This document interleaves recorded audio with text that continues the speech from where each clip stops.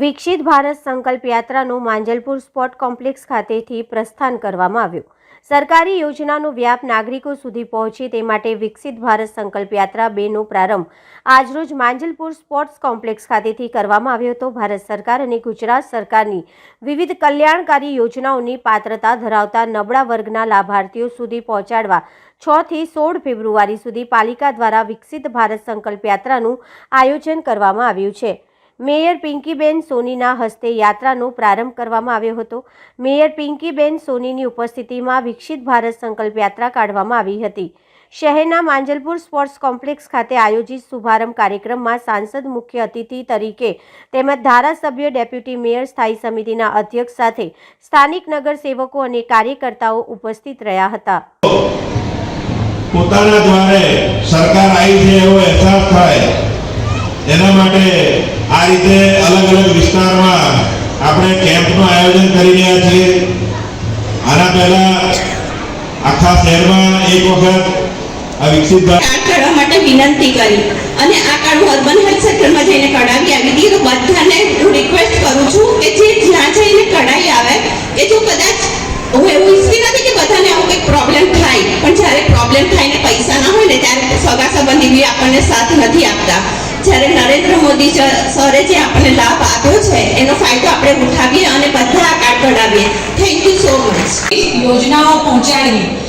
એક વિચાર કરો કે જ્યારે કોઈ પરિવારમાં કોઈ બીમાર છે, ખબર પડે કે કેન્સરનો રિપોર્ટ પોઝિટિવ આવ્યો છે અને પરિવારના 4 સભ્ય 4 દિશામાં સવારથી ઉઠી અને જ્યારે પોતાના આખા દિવસનું મહેનત કરી અને રોજગારી મેળવતા હોય, પરિવારના ખર્ચાને પહોંચી વળવા માટે આખો દિવસ આપણે જ્યારે મહેનત કરતા હોઈએ અને ત્યારે પરિવારમાંથી કોઈ સભ્ય માટે કોઈ એવો રિપોર્ટ આવી જાય કે પરિવારના બધાની જેટલી પણ મહેનત કરીને સખત પરિશ્રમ કરીને આવેલી કમાઈ છે એ એના આરોગ્ય માટે જતી રહે, તો કેટલોક સમય એવો પણ હતો કે જ્યારે તકલીફ પડે, બીમારી આવે ત્યારે પોતાની બીમારીનો ઈલાજ કરાવવાને પ્રાધાન્ય આપીએ કે પછી બાળકને ભણાવવા માટેનું પ્રાધાન્ય આપવું, પોતાનું ઘરનું ઘર લેવા, કારણ કે ઘરનું ઘર ના હોય એની તકલીફ પણ આપણે સૌ જાણીએ છીએ કે 10-11 મહિના થાય એટલે ઘર ખાલી કરવું પડે, બીજા ઘરમાં જાઓ, બાળકો ક્યાં ભણતા હોય, આપણે ક્યાં નોકરી કરતા હોઈએ,